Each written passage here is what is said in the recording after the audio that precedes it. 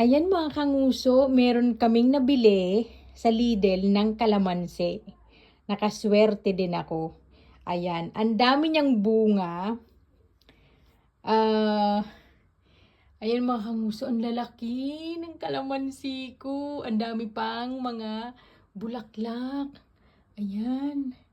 Oh my God! Meron akong pangsigang sa aking hipon na nabili.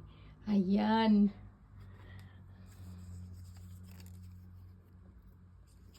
Ang laki oh. Ayan, Jenica! Nakabili na ako ng kalamansi. Ayan. Nakalagay siya sa malapit sa radiator namin. Ilagay ko muna siya dyan sa malapit sa TV. Oh my God! Sobrang saya ko talaga. Ang dami. Ito ang laki